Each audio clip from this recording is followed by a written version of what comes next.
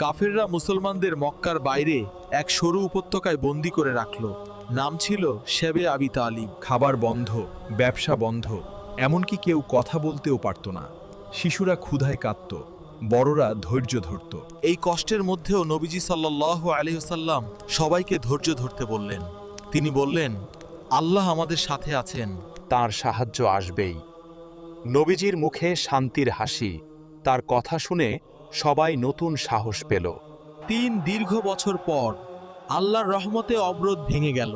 মক্কার লোকেরা বুঝলো অন্যায় হয়েছে। তারা চুক্তি ছিঁড়ে ফেললো। মুসলমানরা আনন্দে কাঁদে ফেললো। সবাই নামাজে সিজদায় পড়লো। আলহামদুলিল্লাহ, অবশেষ মুক্তি। এই গল্প আমাদের শেখায়, জীবনে যত কষ্টই আসুক, ধৈর্য ধরলে আল্লাহর সাহায্য অবশ্যই আসে।